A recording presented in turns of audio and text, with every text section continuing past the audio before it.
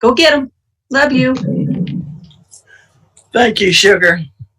By the way, I have 51 years. Yeah. Mm-hmm. Okay. Hi, everybody. My name is Vannoy S, and I am an Al-Anon. I know y'all are saying hi, so hi, y'all. I came into this fellowship of ours February the 7th of 1969 in Lubbock, Texas.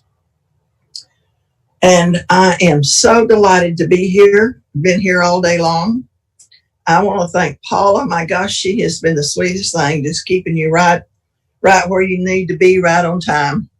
And Tina, you're just the cutest thing in the world. Y'all have worked all day long, and I'm just so appreciative of all of you. And I need to say that I was sitting in my living room with 2 black eyes and a big old busted lip. And I was so done. I mean, I was just done. And I did not know what to do. There was no God in my life. Family wasn't in my life. I didn't know what to do. I had read in Ann Landers, a woman who wrote in about her drinking. And Ann told her, I thought, to call Alcoholics Anonymous, which I did. And he gave me a telephone number. Called the woman. She said, sure, come over. And when I got over there, she was a sober member of AA. And she did not poo-poo me off. She didn't send me away. She didn't call anybody. She opened that door and she graciously just come on in, sit down. And she was talking to me for a while, and her sober husband came in. And the minute he came in, I got up to leave. And she said, no, stay. But to me, when the man came in, everybody better leave. That's just the way I had lived for so long. So she gave me hope, that there was some hope. And I'll never forget that. And I want to thank Tracy for giving a shout out to all my beautiful women in the program. All of you today have told their story in one way or another, and mine. And I want to say my favorites. My husband was Jim Shaw. He died with 30 years sobriety. And I want to say his favorite prayer was always, God, thank you for the beauty of our women and the dignity of our men. And the beauty of my women in my life today is just fantastic. And I want to get a shout out to those cute little girls in Hazleton in the recovery place. I've had many of my family in and out of where you are. So I hope you stay there and listen and learn. And I'll see you around the countryside, I bet you. Y'all really, for me, you put it where it's all at. And I love you. I do need to take care of a commitment before I start my story. And I got to say this too. I've fought vertigo for the last 3 years, and this Zoom has really brought it out. And so I have to kind of stay on, stay off. Sometimes I have to close my eyes because people are up and around, and there's a ceiling fan going around, and the lights are everywhere. So it's been really hard for me. The vertigo keeps coming and going. So, and earlier this afternoon, my friend from Tulsa, Oklahoma, her name's Rita, she called me on the phone. She said, Vannoy, I love you. And I said, I love you too. She said, you're sleeping through the meeting. I had closed my eyes because of the vertigo and evidently went sound asleep. So I apologize for that. But I made a commitment. It's been about 4.5 years ago now, I think. I went to California to give a 30-year cake to one of my girls. And I went there for the weekend. And one of the things that she wanted to do that weekend was go to her church. She always wanted me to go to church with her. And a lot of times I couldn't, but this particular time I could. So there was several of us went, and she's Catholic. My grandmother said I should never go to the Catholic place. Don't know why. But we went, and they have, I have allergies. Like I've got them right now. I think you can tell. They're just, my nose is running, my throat's hoarse. And they have a little thing that they blow smoke with, and I'm allergic to that. And I have bad knees, and they go up and down. And I was black, didn't want to do that. So I said to the girls, well, let's just kind of go in and get out pretty quick. Now, I want you to hear this, what I'm going to say right now. I did not want to do it. There's so many things in this program that I did not want to do it. But I've been taught, to do the correct things, the right things. And so the right thing was to honor Corinne and go to her church with her, and because this was important to her. So we had a getaway planned, and the priest got up and started talking, and then he said, I want to introduce Corinne's friends. They're all here because it's her Al-Anon birthday today. So we were kind of trapped. So we sat there and listened to everything. It was really nice. I enjoyed it. And then it was All Saints Day. And then after the church service, he said that one of the women in the parish had called him. I was living in Los Angeles at the time, and that the LA morgue. No, I wasn't. Sorry, but we were in Los Angeles. That's what I need to say. And the LA morgue was stacked, completely full and stacked with unclaimed bodies. And this woman in the parish wanted to claim a body, take it and bring it and have it part of their church. So that's what they had done. And they had got it just before this particular Sunday, which was All Saints Day. So after the ceremony, they all went into this little vestibule, and they have little cabinets that you pull open and on a whole big wall. And that's where they put the cremains of the people. And he said that they adopted this young woman, and the only thing they knew about her was she was between 20 and 23 years old, and her name was Margaret Berry. They had found her literally in a gutter, dead on the street from drinking and drugs. And that's all they knew about her. She was a young woman, and her name. Well, he went in there and they started doing all those things for her and getting her ready. She was in a little coffee can, a little round silver coffee can. And they prayed over and did their little ceremony. And all of a sudden, I was just pinned against this back wall. I thought, my God, her mother will never know where she is. Her mother will never know what happened to her. And I was just, my stomach was in knots, and I was just sobbing. I wasn't crying. I was sobbing for that mother, that I knew how the terrors, the absolute terror. I think Lisa said it earlier today. Her mother's sitting in the gold chair waiting for her to come in, just looking at her and then going to bed. That's the terrors. And moms, I had them over and over and over. And I just thought about that poor woman. So they finished their service, and everybody left, and I was still standing there, and the priest came over and said, he didn't ask me why I was crying. He didn't say anything. He just came over and took my arm. He said, come over here and talk to her. So I did. I put my hand on top of that can, and I was patting it, and I was rubbing it and patting it. And I said, Margaret, it's written in scriptures that God will have somebody stand in the gap for you. And I'm going to stand in the gap for you today. I'm your mama. And I want to tell you that you are so loved, that I've always loved you, and I always will love you. And I want to tell you, you're forgiven. There is absolutely nothing that you have done or would have done that would have ever stopped me from giving you. These people have you now. They're going to take care of you. They're your family. And I know you're going to be all right now. And I promise you, Margaret, I will carry your name wherever I go. All across wherever, I will carry your name for you, Margaret. And rest in peace. So you never know who's listening.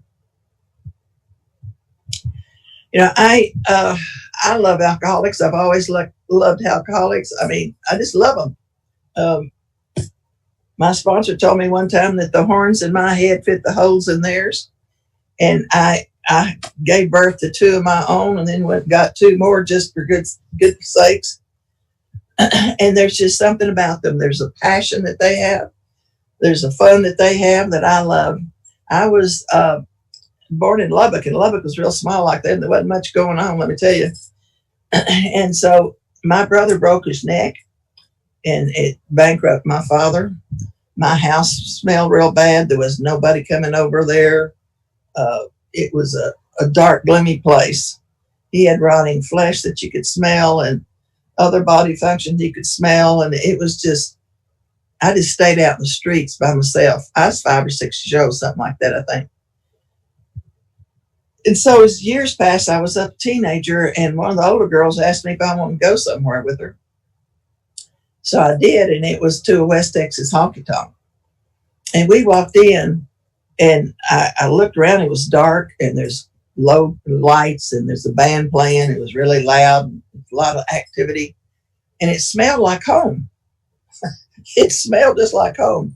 Old body fluids, old stuffy stuff, cigarette smell, sawdust on the floor. And it's just like home. And so I went in with her to see what we're supposed to do and how to do it. And I sat and watched for a while, and I discovered a love of mine, and I discovered something I was really good at. I'm a dancer. I can dance. I mean, I know how to do it. And I just loved it. The older girls also told me what to do. You look over at the bar and you pick one. I mean, just pick one. You know, the big book says, in the doctor's opinion, we were just reading it the other night. The doctor says, or Bill was writing, alcoholics are in full flight from reality. Full flight. And sometimes they're just outright mental defectives. And guess who Al-Anons chase all the time? Those mental defectives. Those alcoholics that are in full flight for reality. I'm chasing them just hard and fast as I can and say, don't leave me, don't leave me, don't abandon me. So it's not alcoholics' fault. I go seek them out. So I'm looking over there for the mental defective that I want this particular night. And you're supposed to just watch them till about 11-ish when they start getting really tight, drunk. And they start falling off the stools. And then you can probably negotiate a dance. So that's what I did. And it was my first encounter with a couple of things. Number one, he hugged me. He put me in the dancing position. His arms were around me. His face was next to my face. I hadn't been hugged. My folks were so caught up with just my brother and trying to take care of him, trying to keep us. I had 3 brothers, and trying to keep him alive and work and pay all these bills. And it was a quiet house. The only time there was any noise is when Mom and Dad got in a fight. And I was just kind of a lost kid. So nobody ever said, I love you. Nobody ever hugged me or tucked me in or anything. So this was a whole new experience, feeling another human being and being hugged by this guy. It was amazing. And then they played this song called Sleepwalk. And it's you Yankees won't know about it. Some of you Southern girls will know. Sleepwalk is a steel guitar. And it goes near, near, near, near, near, near, near. And you just float off into heaven. We just melted. I mean, we melted. I was just golly. And his cheek was right here in mine. And then he was closer and then closer. And then I was just, I was going to heaven, man. And then he started nibbling. He started nibbling right here. And then he said, sugar, I need you. Oh, dear, sweet Jesus above. He needed me. Now, I'll tell you, that went through my whole body and buzzed it like just electric shock. And I've heard alcoholics say it was like they took their first drink. The drink goes down, goes boom, comes back over, then they can do anything. I felt at that moment I could do anything. And I was in love. I mean, I was deep, deep, deep in love. And we danced the rest of the night. And then we started negotiating and doing some other things, thought we'd get on with this. I was in love with him. I figured we'd get married after that first dance. So I took him home with me. And I lost everything that my grandma told me I better not lose. And the next day he was gone. And I thought, well, what happened? Where'd he go? How'd he slip away? So I go back out the honky-tonk looking for him. Never found him. But then I saw that there was a plethora of guys on the stools over there. So I just, I'll just get another mental defect, if you will. I'll just dig that one. He fell off the stool, got him, danced with him, same routine. And then he was gone. And I did that over and over, thinking I'm gonna get somebody to sit right here. If I can get one to sit right here, I'm gonna be like the other gals. I'm gonna have a him. I need a him. And it had turned into an obsession. There's a book about Lois Wilson, Bill Wilson's wife, and they had a fight one night because he was going downstairs to the AA meeting in his living room, and she wanted to stay up there. He didn't. She got mad, and she threw a shoe at him. And he went on down to his meeting. Later, she went out on the front porch. There was some cars parked out in front. It was in the Depression, so nobody drove cars.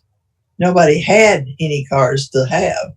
So she saw 3 women sitting in these cars out there, and she assumed that they were in her house. So she went out and knocked on the window. Sure enough, they were 3 or 4, I don't remember. But they went into her kitchen, and they really didn't know what to say to each other. It was kind of quiet. And finally, Lois spoke out in that very quiet room and says, I have an obsession. I just found out I have an obsession, and its name is Bill Wilson. And so that solidified what I had. I had an obsession with a him because I was tall and skinny, uneducated, high school dropout, and I had no self-worth, no self-esteem, pimples on my face, too skinny, and socially awkward. And I was just following the big girls. So this could fulfill me after I had that first dance. This could fulfill me if I had a man. And I pursued that for quite some time. I lovingly call myself, I just became a slut puppy hoe. And I was at a place called the Bloody Bucket. It doesn't even open until 2 a.m. after all the other clubs are open. And we were going out there. And one day this guy walked by. I'd noticed him. He had on a suit, which was unusual in cowboy country. And one time when he walked by, his suit coat fell open, and he had a shoulder holster and a gun. Oh my God, he's a bad boy. He's a gangster. Oh, that just thrilled me to death. I mean, my blood pressure went up. And 2 or 3 trips by my table, he finally threw a $100 bill down on my table and told me, here, walk around on this a while. Well, I never seen a $100 bill. I never had money. We were broke, poor. We're poor. So that $100 impressed me. So naturally, we started having a meaningful relationship right after that. And he was a professional gambler, and not a nice one.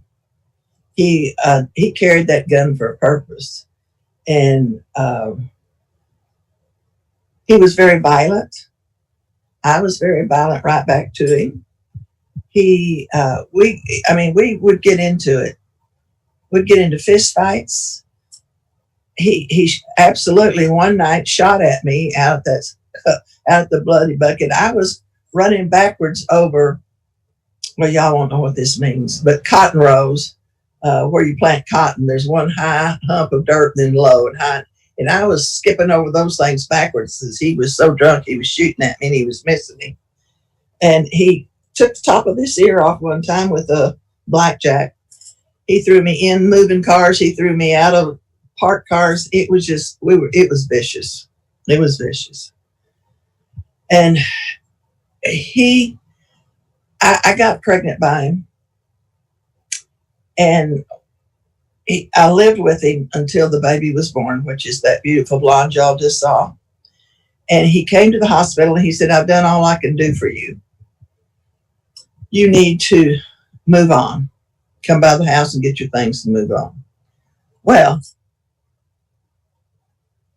you can imagine I'm laying there with this brand new baby.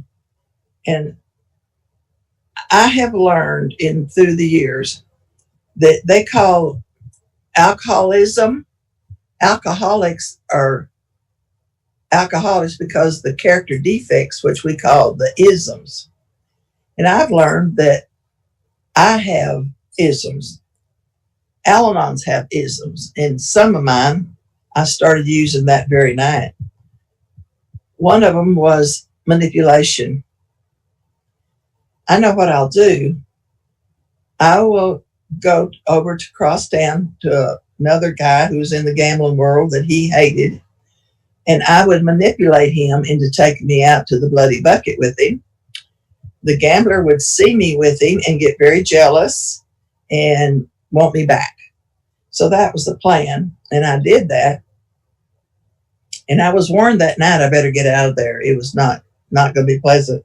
So I got him out of there.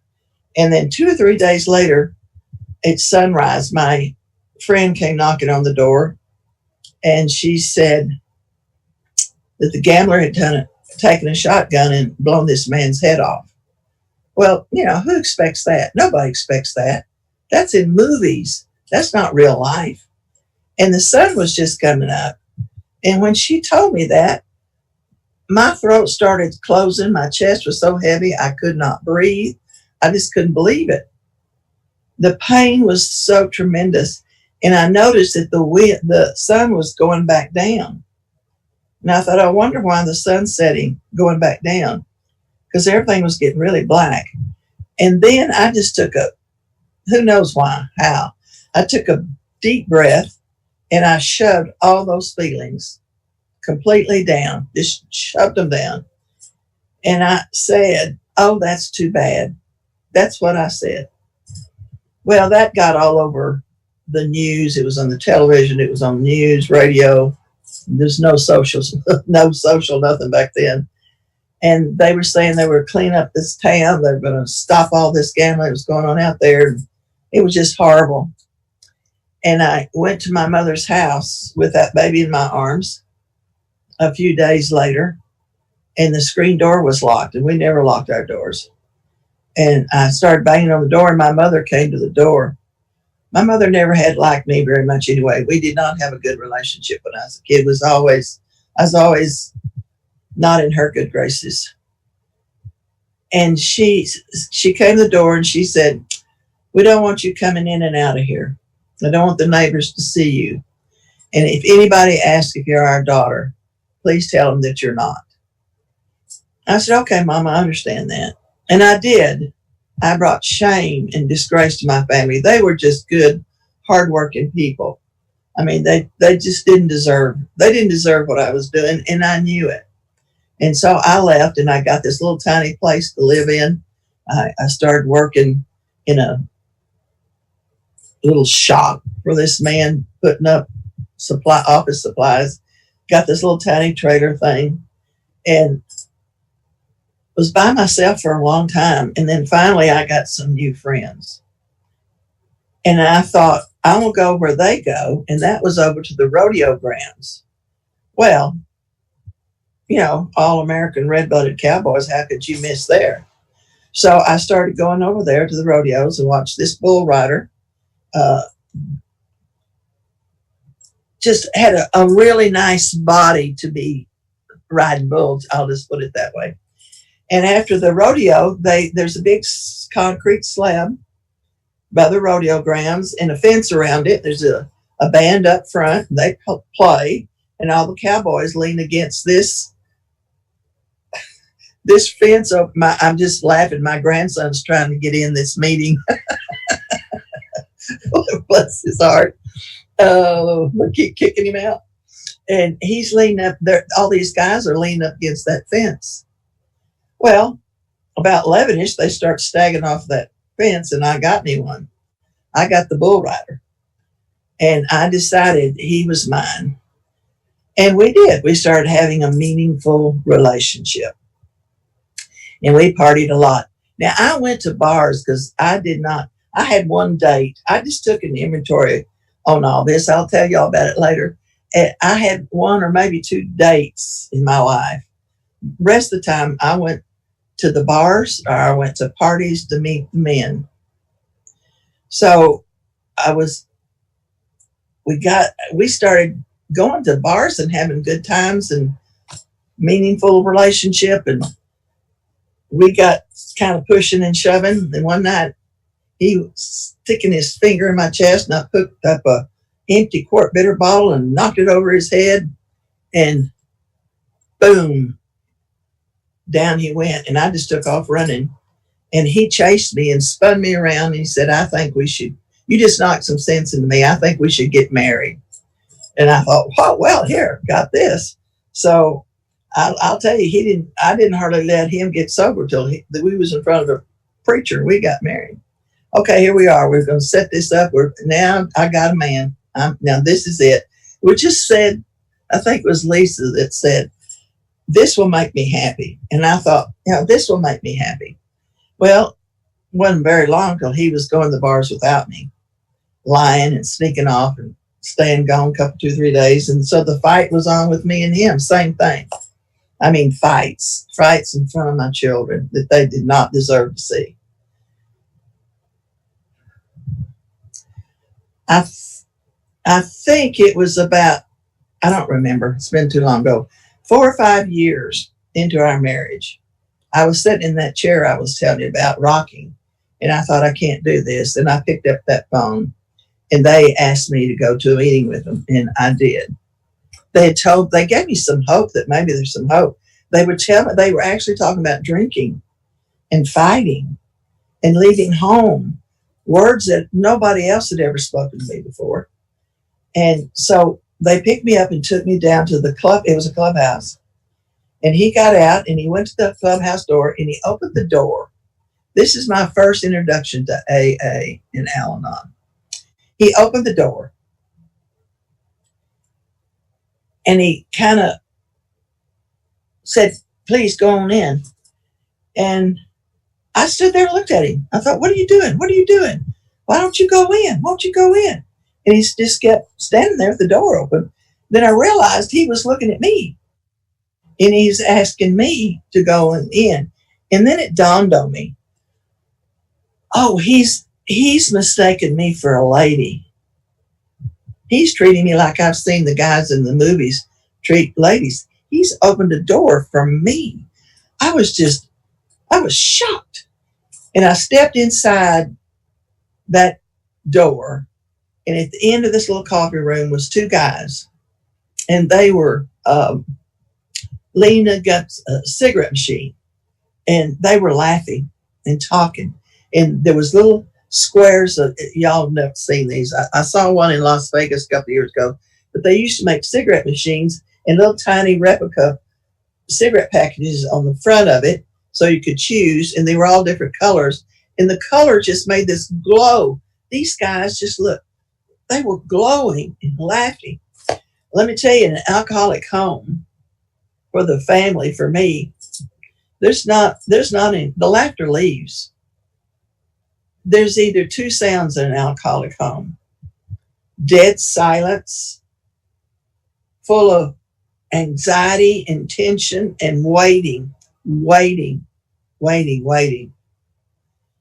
Or there's the screaming and the yelling and the cuss and the filthy language. That's the only 2 things that I was familiar with. And to hear that laughter was amazing.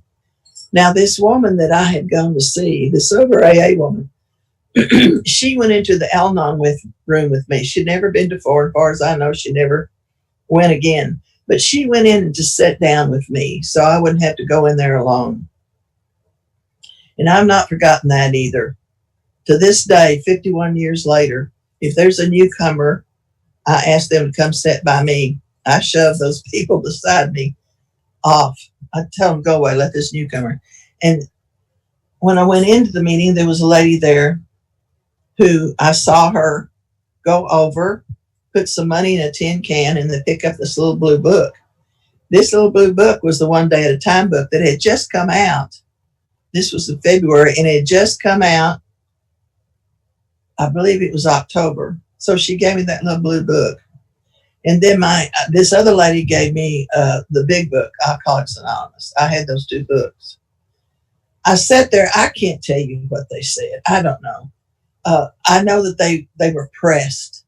They were all dressed up. They all looked nice and clean, and they smelled good, unlike what my home looked like. But there was something there. There was a spirit in the room. And today, I call it, and have for many years, I read a book called The Prophet by Khalil Gibran, many years of the program. And it has a line in there, say not that God is in your heart, but say you're in the heart of God. So I know that's what happened to me that night. That spirit in that room is the heart of God. And it's been in every room I've ever been in since.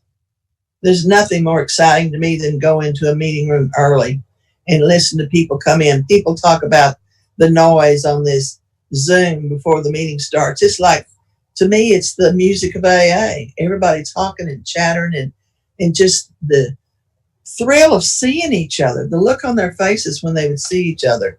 And I was hooked. I was hooked. I didn't know how to explain it. I didn't know what it was, but I wanted to go. And so I went back the next week, and I would go in right before it started, like 2 minutes before it started, and try to sit as close to the back. There was 2 doors, and sit close to the door as I could. And I did. And one night I escaped as soon as they said amen. And one night 2 ladies got out to catch me, and one caught me, and her name was Pat, and she became my sponsor for the next 40 years. And it's been said all day long. She took my hand and she said, let's go. I don't know how, don't know why. It just fell out of my mouth, would you be my sponsor? I heard them talking about it, but I wasn't going to talk to her. My God, she was busy, and there's a lot of people around her. And I just wanted to go in and sit down, be quiet and still, and get out. I didn't want anybody to know me. I didn't want them to know what a piece of garbage I was, because I felt that way. The lifestyle that I had lived, one bar to one bar. Clancy gave me my 50-year cake last year, and he said that I was probably in more bars than most alcoholics. And I think that's true, because I'm out hunting a man. I'm out hunting a him. I got to stay busy and on it. And it was like, oh my God, they said things that I could understand. And I talked to this woman, and she'd only been married to one man. Ew, I didn't know how that was going to work. But I swear, she took my hand, that woman did. And she introduced me to this way of life. Everything that's been said today, I have lived. I can't tell you, you women, you are so beautiful. Y'all all look so sweet, and your struggles and your solutions, and you sharing them in the way you care about other people. I could see my girls that were all just mentioned to you. I could see my girls in all of you. And I have loved that passion since the day I came in. She took me through the steps. I found out about a God there. I've done everything that y'all talked today. I did all those things and discovered that there was a God and that he did love me. Now I'm still living with this little drunk cowboy. And after, I think, 4 or 5 years, he tried one AA meeting, and he stayed sober, I think, about 3 months, and then he left. He said he wasn't really alcoholic. And I was getting better and better, and he was getting worse and worse, and the tension between us was really bad. One of the guys in AA told me, he said, Vannoy, if you would try keeping your mouth shut, he might not hit you so much. Oh, that never occurred to me. I should keep my mouth shut? I had a part in that? Yes, said they, that I was not a victim, that I was a volunteer, and that was true. My isms is I'm critical, I'm a controller, I'm a manipulator, and I go on and on and on and on. It was said today, I'll try plan B, I'll try C, D, and I would instigate the violence a lot of the time. And so they told me to sit down and tell him that was no longer something that we were going to do. And so I didn't. I told him, and I didn't holler at him, and the violence really stopped for several years. And then one night he came in, middle of the night. One of the greatest things that happened to me, my first miracle, is I could sleep at night. I could go to bed and sleep all night long. And I was asleep this night, and the bedroom is back of the house, and he came in the front house, and he flipped that switch on. I heard him flip that switch. Now, how could you hear that clear across the house? But I heard it, and I could feel this darkness coming. Man, I knew this was going to be a bad night. Sure enough, he jumped in the bed and started beating me on, and I got tangled up in those sheets, and I fell over the foot of the bed, and my face bounced up, and I looked up, and my 2 kids were there. And this was all a matter of seconds. My kids came from the front of the house back to where we were, and was standing there begging him not to hit my mama anymore. Please don't hit mama anymore. And I saw their faces for the first time. It was like I always told them to go to their room or go outside and play. I didn't think they heard and saw. I truly didn't. I didn't think they were being affected by all this. You know, alcoholism is like this virus. One person has it, and it spreads from one to the other, to the wife, to the kids, to the brothers, the mothers. And I just didn't think it was. Well, I saw their kids. I saw their faces. And when the student's ready, it just happens. Teachers appear. I got into a nursing school. I got my way paid. I got on welfare to help pay me. Somebody helped me with a car. I was just help. And I found an old place out in the country that I could rent for $30 a month. And it was a $30 a month house, I'll tell you. And I went to nursing school. I divorced him. I graduated nursing school, and they asked me to give the class response at our graduation. And it was in a big church. There was a lot of people there, and the left front side was my AA folks and all my people. So I was standing up there thanking everybody for being there for us. And down front, about the 3rd, 4th row, was my mother and my father. And they had invited the next door neighbors, Mr. and Mrs. Simpson. And I could see my daddy turn to mine.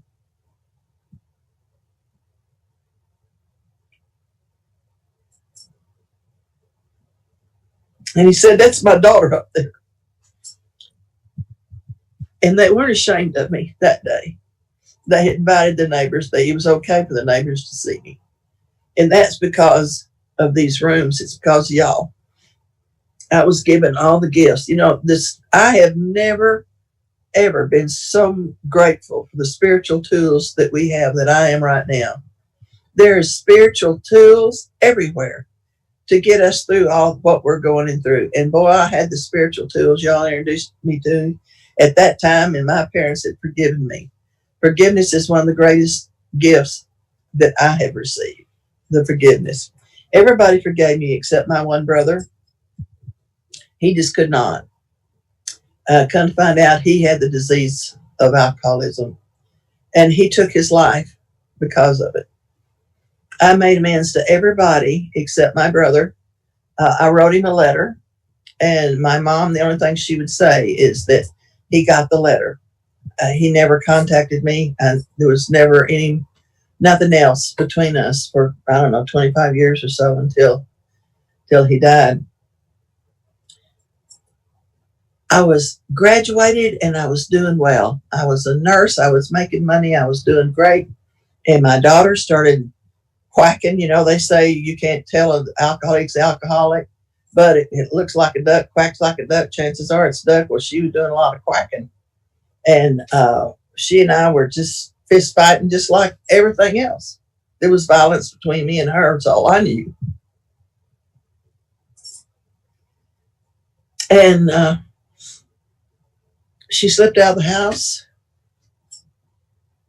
one morning. She'd play with her Barbie dolls the night before. The next day she was gone. And it was that way until I had to ask her to leave my house. My little son, I had a son with that cowboy, and cute as he could be, just a blonde-haired little sweet thing. And his drunk cowboy daddy came, got him one afternoon when I was at work, and just literally kidnapped him and took him off. And I got home, and I was the whole day, the whole night, I was hunting him. I called the sheriff, who was a member of AA, and they were helping look for him. And I think it was 2 days later, and I was a mad woman. And he called me and said he was with his daddy and he was going to stay there. And so that was the last I had lived with my son. He stayed with his daddy. And the reason his daddy kidnapped him, he had went to spend the night with him, and his daddy gave him wine and got him drunk. And I thought, I can't do this. I can't do this. And I talked to some people in AA. I was going to put him in the boys' ranch and move down there where he was and save him. I was going to save him. That was my plan C. And his daddy came and got him. So he grew up with his daddy. So my daughter was gone, my son was gone, and I was going to a lot of conventions. And, it was okay, because my great grandsponsor was a lady named Marcy White, Bob and Marcy White. They were giants in our part of the country. And Marcy told me, she said, take those children somewhere and give them to God in prayer and meditation. And so I did. I'd gone to church by that time. There was a man that some of my Al-Anon sisters had gone to his church. So I started going and he and I became friends, and he was involved in my life. And so I went down to the kneeling rail on a Sunday, and I took my 2 kids, and they prayed. The deacons and pastor prayed, and I gave them to God. It didn't take away, my sponsor says, it took away the worry. It didn't take away the concern. And I was told God does not have any grandchildren, and that he would take care of those kids. And so I trusted and I believed in that. At that time, I believed in it 100%. And so I was off and running, and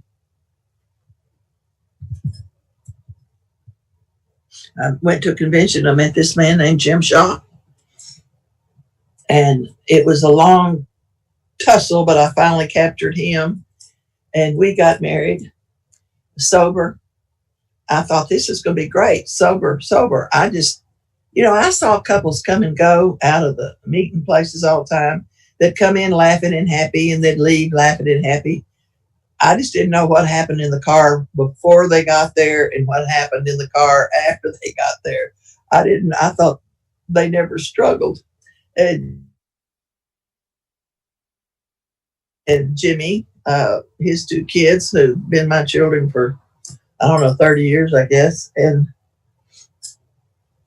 they're my kids. And, we had a good life. We started a lot of things. We lived in Norman, Oklahoma, was married, and my daughter got sober there. Sheila got sober there. My grandson, Brad, was there. And then we kind of went bankrupt there, and we moved back to Los Angeles. Jim had gotten sober in Los Angeles, so we went back out there, and we were there for many years. Tracy met a man on campus, and she got pregnant. They got married, then they got divorced, and then we got them. She moved to California, so I had her and my granddaughter Sade, and we were going. She got sober. She was sober 10 years, and then she got drunk, and I had a upheaval with God. 10 years sober. Why, how? And there again, I had to turn over my kids. this mother and daughter thing is extremely hard because as a mother, you think you've got to fix them. You can't let them go. You got to tell them what to do and how to do it. And you can't. Alcoholism is bigger than me. It is way bigger than me. And I had to just leave it be. She had her own journey for many years. Jim got sick one day. His shoulder hurt him, and 3 months later, he was dead. He had cancer, and boom, I lost everything, and had a lot of lessons with that. And I stayed out there, I think, about 8 or 9 years, something like that. And then I moved back to Texas. 10 years ago, I moved back to Texas, and I've been there since. My son, we didn't have to, I'd see him off and on and spent a couple of Christmases with him when he was grown. But he was up in Indiana for 20 years, and he got transferred from Indiana to Denton, Texas, which is just right outside Dallas. And when I moved back from Los Angeles, my BFF Nancy asked me to come live with them. And so I moved there. We moved within 10 miles of each other within a week apart after 20 years. God's gift. So I now live in their little house. I got a cute little house here that they provided for me. And these kids, one thing after the other, I looked up and my granddaughter is an alcoholic. My grandson, Brad, he's beyond the alcoholic drug addict. I mean, he went all over the country, and I thought we was going to get a phone call he was dead any day. And he was living in a bush in South Central Los Angeles. Some of you don't know what that means. South Central Los Angeles is the biggest crime area in the nation. It's terrible. It's awful over there. Cops are afraid to even go over there. And he was in this bush. He'd hide in the bush because he was the only white boy over in South Central. And he realized he had to do something. So he came home back to Norman, got a girlfriend, still drinking, and got into a scuffle with her and got some really bad charges against him. And he was on his way to prison for 20 years or 10 years or something. They were writing out a deal.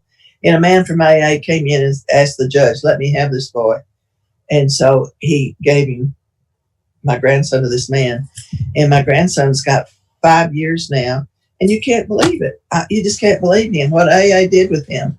He's married, got a little boy, and my granddaughter-in-law, Shannon's on here. And they're just wonderful. So things, if I keep my hands off of it and watch and wait and see what God does with it, things happen. I lost my mom. I lost my dad. I lost my stepdad. I lost my brother. And all of these people, I thought I'd pretty well taken, I've done my amends. I did my work and was in good standing. My mom and I were really great friends when she died. She didn't like me for a long time till I got into this program and discovered what it was. And I'm here in Texas and just basking in some of this stuff. And, alcoholism is alcoholism, whether it's drunk or sober. Sober alcoholism is probably the most baffling to me because I love my kids, more than my life. And I can't get along with some of them. We struggle. And the only thing that keeps us together are these steps, doing the things that we've heard all day long. And I am learning what my part is and what I'm doing. I can't believe I'm almost out of time. I want to tell you this one little quick story. A month or so ago, I got just a big whammo to me. I felt like I had been slighted and was being punished for who and what I am and what I believe. And I just got into an obsession about it. And I was angry and I was mad and I was hurt. And I thought, when will all this crap stop?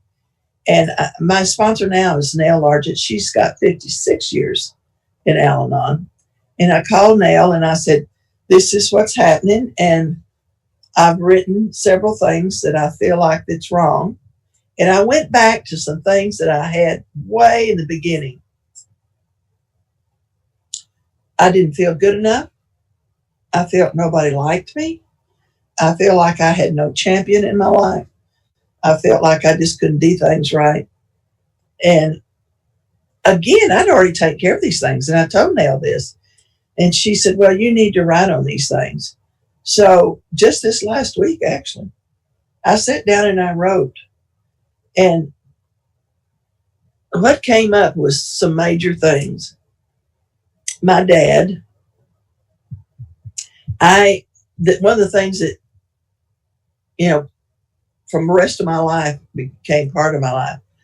When I was in high school, I wanted to have a party because back then everybody had parties in somebody's living room or den, and we danced to Elvis Presley.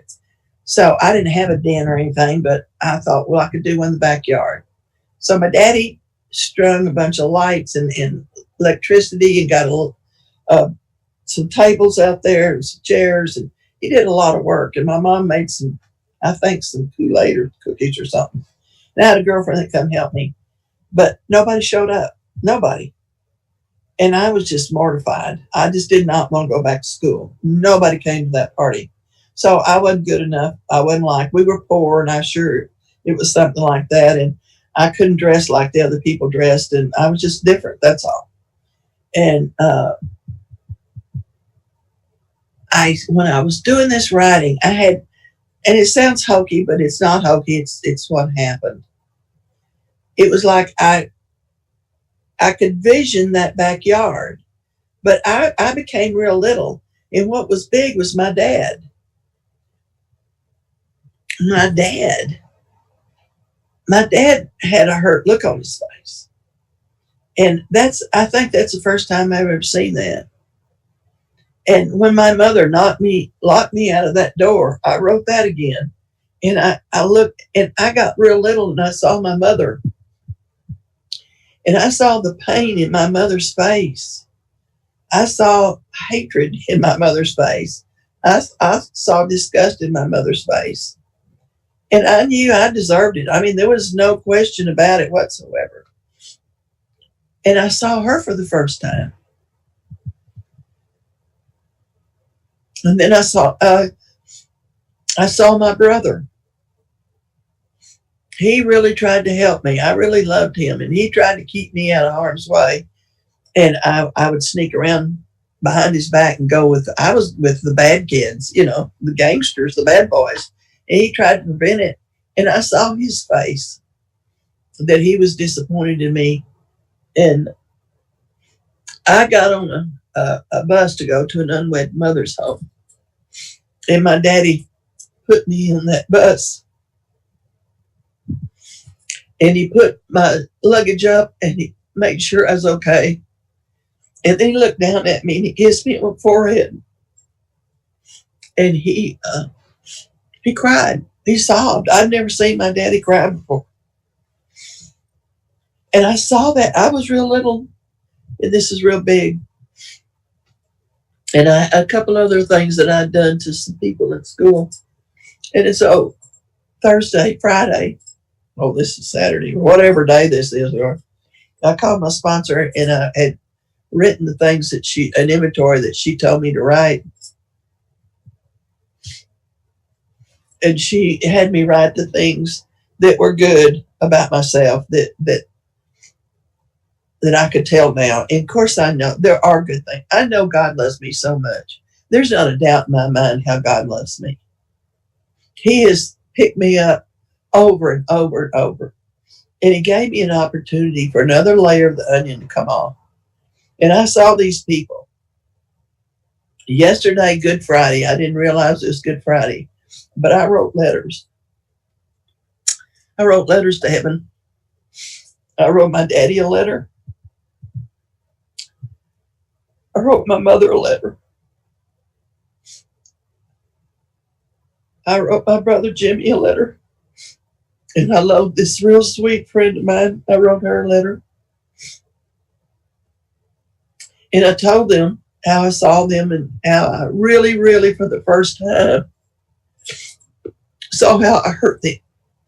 And that I know they're in heaven and they're okay and I'm okay.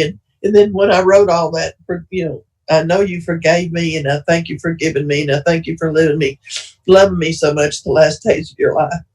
But I want you to know I'm okay. I'm doing good. And I gave out a line of all the kids. And I just heard from my great niece last week was just, she was sober. She sent me this little text, and I could tell by the words that she was using that she was obviously sober, and that hadn't been the case for her. And it was like a little touch from heaven. We know, and you're okay, and they're going to be okay, and we're watching. I know they're watching. I know they're watching me, and they give us all support. And if it wasn't for you guys, I can't live my life without y'all, without the people I sponsor, without my friends and my sponsor. You're my life. You're my breath. I owe everything to you. And I know without a shadow of doubt, God loves me. And I want to close with this. It may take me 30, maybe a minute, but I always close. This is another commitment from Bob White, my hero giant. And I have heroes. I have heroes in this program, and I don't mind telling you, he was such an example. And he spoke at the Canyon Conference, which Jim started in Oklahoma. It was the first one, and I think it was his last talk. And he said in that talk Sunday morning, he said, we close every meeting with the Lord's Prayer. And in my world, my group, my people, that's exactly what we close the meeting with, is the Lord's Prayer, and we'll never change that. I'm quite sure. It's too precious. And he said, we close every meeting with the Lord's Prayer. He said, think about it and pray it instead of just saying it. It starts off with our Father, and then it has the kingdom and the power and the glory forever. He said any school kid can figure if it's a king and he's our Father, that makes us royalty. We are princesses of the kingdom. And the power is y'all. It's each other. It's how we hold and lift it up. I've heard it all day about people coming and helping and doing. And the glory is God himself. That is the spirit that flows through us. Whether I feel it or not, that spirit's in every meeting. I've just been thrilled and unbelievable how the spirit comes through this iPad to me. I feel the spirit here. I can feel it. That just fascinates me. I feel y'all. He said, so claim your heritage. And I was sitting there listening to him and thinking, yeah, I thought myself worth all this time. And this has been many years ago. This was 30 years ago, I guess. I thought myself worth all my life. I guess I will always. But I'm claiming that. I know who I am. And I know my purpose. I am Princess Vannoy. I am a child of the King. And that is my legacy. That is my gift from y'all. And thank y'all for giving me that gift. And thank you for letting me share. I love you so much.